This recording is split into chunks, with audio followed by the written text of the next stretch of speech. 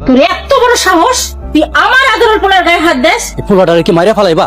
এত মারছো এখনো তোমার হাইস মিশে নাই? তোমার পুতে আমার পুতের গায়ে হাত তুলছে কেন সেটা আগে জিগাও। নাজমুল যেহেতু মারছে নিশ্চয়ই কোনো উপযুক্ত কারণ আছে। জাহিদ রে মারছস কে? কথা কস না কে? কর্ণের কোনো মুখ আছে? খাওয়া খামার পোলাটারে মারছে, হিংসার জ্বালা এডি করতেছে। ছোটবেলায় নিজের মা রেখাইছে, এখন আমারে খাইতে চাইতেছে। কি আজে বাজে কথা কইতাছো? তোমার কি মাথা ঠিক আছে? নাজমুল নিশ্চয়ই কোনো কিছু লুকাইতাছে। তুই জাহিদ রে মারতে গেলি কেন? ক বাবা। থামো তোমরা, বড় ভাই মারছে তো কি হয়েছে? বড় ভাই আমার শাসন করছে, এটা কোনো বিষয় না। তুমি ঘরে চলো। আমি ইচ্ছে করে চিল্লাই নাই, তুমি আচমকাই মারি শুরু করছো, আমি ভয় পেয়ে চিল্লাইছি। আর আম্মা যে তোমারে মারছে এই জন্য আমি আম্মার হয়ে তোমার কাছে ক্ষমা চাইতেছি। কান খুলে শুনে রাখ, আর কোনোদিন যদি তুই আমার পোলার গায়ে হাত দিছস তো জান শেষ করে দিব আমি একদম। তোর তো একলা পেট, রিক্সা চালাও খাইতে পারবি। তোর দুই চোখ যে দিকে যায় তুই সেদিকে চলে যা। আমি কোথাও যাবো না। এই বাড়িতে এই শয়তানদের মেলে তোরা তো বাচ্চা থাকতে দিব না। মইরা গেলে আমার আম্মার কবরের পাশে আমারও কবর দিয়া দি, যদি কবরে গিয়ে তার একটু ভালোবাসা পাই। তুই মরে গেলে আমার কি হইব? আল্লাহ মনে হয় তোর ছেলে আমারে বাঁচায় রাখছে।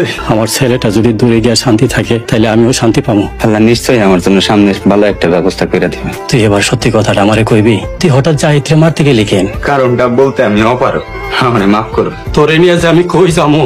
তুমি আমার ছেলেটার মাথায় একটু বুদ্ধি দাও। ওই তুই ভাইজান, আমি একটু বাজারে যাইতেছি। কেন ফোন দিছো? আমার ভুল হয়ে গেছে, তুমি আমারে মাফ করে দাও। তুমি যদি আমারে মাফ না করো তাহলে আমার জেলে যাইতে হইব। ভাই আমার একটা ভালো হওয়ার সুযোগ দাও, একটা সুযোগ দাও ভাই। তুই এইসব কইরা বেড়াস? চেয়ারম্যান কাকা তোরে খুঁজতাছে, তোরে যদি খুঁজা পাই মাইরা হাত পা গুড়া করে ফেলাম, তারপরে দিব পুলিশে, সারা জীবন জেলে পচবি। আমি তোমার কাছে অনুরোধ করতেছি, আর কোনোদিন এমন কাজ করবো না। তুমি প্রকাশ না করলে কেউ আমার ধরতে পারবো না। তোর জন্মদাতা পিতাকে তুই ভুলা গেছস? তুই কোন পরিবারের সন্তান সেটা ভুলা গেছস? তুই শেষ পর্যন্ত চিন্তাই শুরু করছস। টাকার লোভে করছি, জীবনে এইটাই প্রথম আর এইটাই শেষ। তুমি যদি এই কথা কাউরে কও তাহলে তোমার পরিবারের ইজ্জত যাইবো, তোমার ছোট ভাই জেলে যাইবো। ভাই প্লিজ ভাই। বাপ পোলার কান্দাকাটি শেষ হয়েছে?